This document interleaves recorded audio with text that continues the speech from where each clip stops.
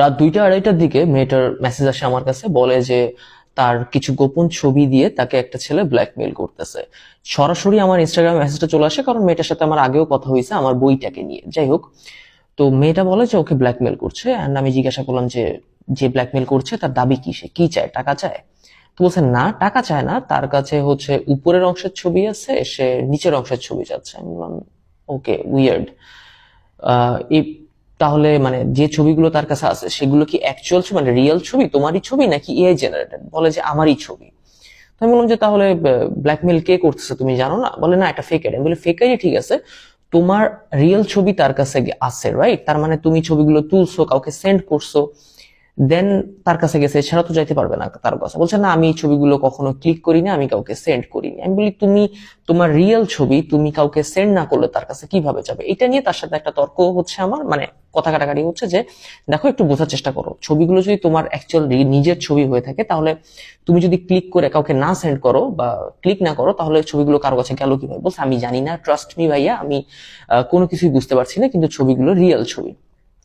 এবার আমার কাছে একটু জিনিসটা একটু খটকা লাগলো। আমি বললাম যে দেখো, কালকে সকালে তুমি যখন পুলিশের কাছে যাবা, পুলিশ এগুলো জানতে চাইবে তোমার কাছে, আর তুমি কি বলবা পুলিশকে যে এই ছবিগুলো কিভাবে গেল তার কাছে? তুমি একটু ভাবো, তুমি একটু সুন্দর করে মানে ভাবো, আস্তে ঠান্ডা মাথায় ভাবো যে এই ছবিগুলো তুমি কাকে সেট করছিলা। ও একবার হাউমাউ করে কেঁদে উঠছে যে বিশ্বাস করেন, আমি এরকম মেয়েই না, আমি কখনো এই ধরনের কোনো ছবি কাউকে সেন্ড করিনি। আমি বললাম যে তাহলে তো এটা সম্ভব না। এর মধ্যে ও মানে কথা তর্ক হচ্ছিল, এবং এর মধ্যে ও একটা ছবি আমাকে সেন্ড করে যেখানে ও একটা হচ্ছে স্লিভলেস টি শার্ট পরা। বলছে ভাইয়া দেখেন, এই যে ছবিটা, এই ছবিটা ওনার যে ব্ল্যাকমেল করছে তার কাছে আছে, কিন্তু এই টি শার্ট পরে আমি কখনো কোনো ছবি ক্লিক করিনি। তো আমি ছবিটা দেখে বললাম যে এটা তো হচ্ছে মনে হচ্ছে, দেখে মনে হচ্ছে ভিডিও কলের স্ক্রিনশট নেওয়া। তুমি ছবি সেন্ড করো নাই, তুমি কি ভিডিও কলে কিছু করছিলা বয়ফ্রেন্ডের সাথে? বলে যে না, বয়ফ্রেন্ডের সাথে আমার ওই রকম কখনো কোনো কিছু হয়নি, ও কখনো আমার কাছে কোনো কিছু চায়ও নাই, বা আমাদের মধ্যে ভিডিও কল হোক বা এরকম কোনো কিছু আমাদের মধ্যে হয় নাই। তো আমি জিজ্ঞাসা করলাম যে ঠিক আছে ফাইন, তাহলে একটা কাজ করো, তুমি তোমার গ্যালারিতে যে কোনো একটা ছবি ভিউ করো, ভিউ করে হচ্ছে শেয়ার অপশনে ক্লিক করো, ক্লিক করে দেখো এখানে একটু স্ক্রোল করে যে কতগুলো অ্যাপ ওইখানে শো করে, এমন কোনো অ্যাপ আছে যেটা দেখে তোমার মনে হচ্ছে যে এটা একটা ডার্ক অ্যাপ হতে পারে বা কোনো স্প্যাম অ্যাপ হতে পারে?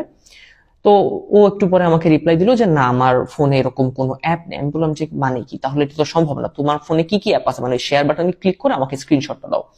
তো এবার স্ক্রিনশট দিল। এইবার ওই স্ক্রিনশটে আমি দেখলাম যে একটা অ্যাপ, যে অ্যাপটার নাম হচ্ছে ওয়াইফাই সেটিংস এর আইকন দেওয়া। আমি বললাম যে এইটা কি অ্যাপ? ওয়াইফাই তো আলাদা কোনো অ্যাপ না। বলে যে এইটা হচ্ছে আমার বয়ফ্রেন্ড ফোনে ইনস্টল করে দিছে, বলছে যে এইটা ইনস্টল করা থাকলে ওয়াইফাই স্পিড নাকি বেশি আসবে। আমি বললাম হইছে, এইবার আমার কাছে মোটামুটি সব ক্লিয়ার। আমি এবার ওকে বললাম যে ঠিক আছে, তাহলে একটা কাজ করো, এই অ্যাপের উপরে লং প্রেস করে অ্যাপ ইনফোতে ক্লিক করো দেখি।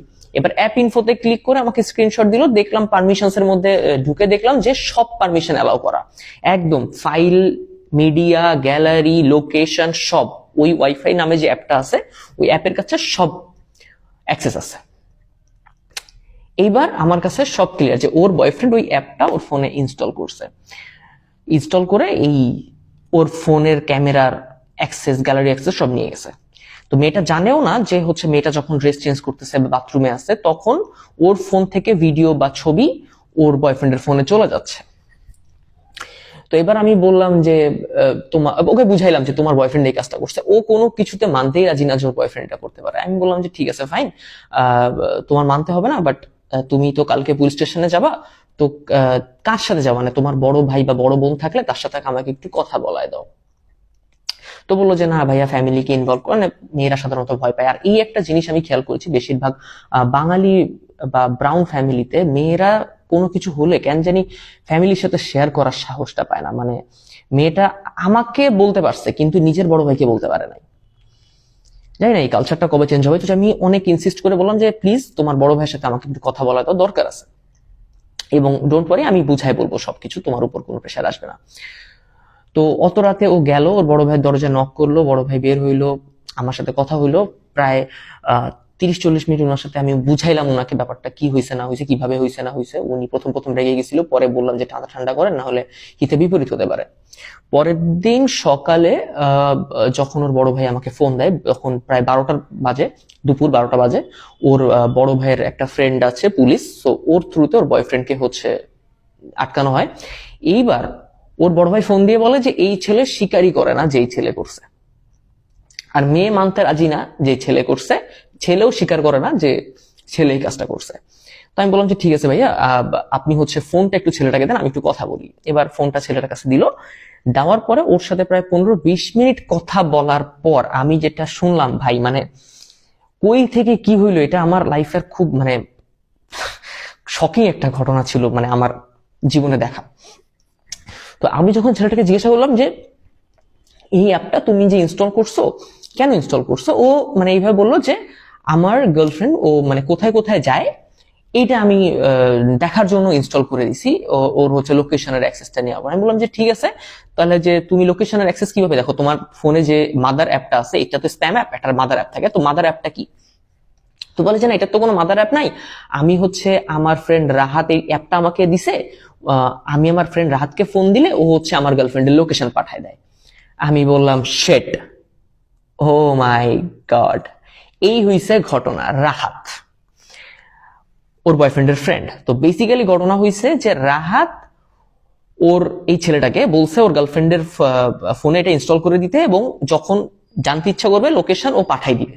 সাইবার এক্সপার্ট আমাদের রাহাত। তো এই সাইবার এক্সপার্ট কি করছে, ওর গার্লফ্রেন্ডের ফোনের গ্যালারি ক্যামেরা সব অ্যাক্সেস নিয়ে রেখে দিছে, কিন্তু রাহাতকে জাস্ট হচ্ছে ওই লোকেশনের ইয়াটা দেয়। এদিকে রাহাত লুকায় লুকায় দেখে যে ওর গার্লফ্রেন্ড কোথায় কখন কি করতেছে না করতেছে, ক্যামেরার থ্রুতে বা গ্যালারির থ্রুতে। ভিডিওটা এতক্ষণ আপনি মন দিয়ে দেখেছেন, তার মানে আপনি আপনার নিজের সেফটি নিয়ে কনসার্ন, রাইট? সো প্রথম যে কাজটা করবেন, গ্যালারিতে যান, যে কোনো একটা ছবি ভিউ করেন, শেয়ার বাটনে ক্লিক করেন, ক্লিক করে দেখেন ওখানে শেয়ারেবল অ্যাপস গুলো আছে, ওই অ্যাপগুলোকে একটু স্ক্রোল করে দেখেন ওইখানে এমন কোনো অ্যাপ আছে কিনা যেটা আপনি ইনস্টল দেননি বা ওই অ্যাপটাকে দেখে আপনার সন্দেহজনক মনে হয়েছে। সেম কাজটা করেন, সেটিংসে যান, ইনস্টল অ্যাপসে যান, ইনস্টল অ্যাপসে গিয়ে লিস্টটা চেক করেন যে ওইখানে এমন কোনো অ্যাপ আছে কিনা যেটা আপনি নিজে ইনস্টল করেননি। বাথরুমে গেলে ফোন নিয়ে যাওয়ার দরকার নেই, আর ড্রেস চেঞ্জ করার সময় পারলে ফোনটাকে একটু কোনো কিছু দিয়ে ঢেকে রাখেন।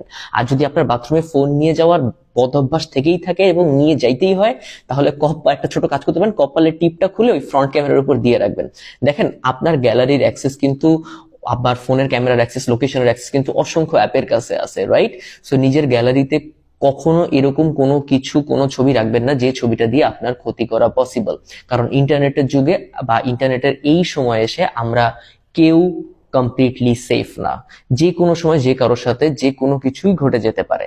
আর আপনার সাথে যদি কোনো খারাপ কিছু হয়ে থাকে, সাথে সাথে আপনার কাছের কোনো মানুষকে জানান। নিজের ক্ষতি করার কথা ভুলেও মাথায় আনবেন না।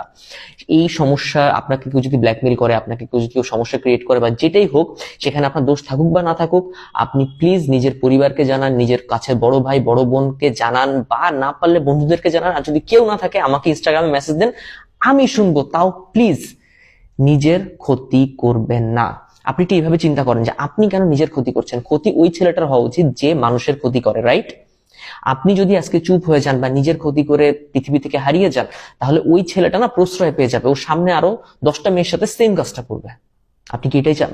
সমাজ কি ভাবলো, লোকে কি বলবে, এগুলো কোনো কিচ্ছু ম্যাটার করে না। ম্যাটার করে শুধু একটা জিনিস, আপনার হ্যাপিনেস। ওকে, টেক কেয়ার। আর এই ভিডিওটা ইনফরমেটিভ মনে হলে প্লিজ শেয়ার করবেন, যেন আপনার ফ্রেন্ড লিস্টের একজন মানুষ হলেও একটু সেফ থাকতে পারে।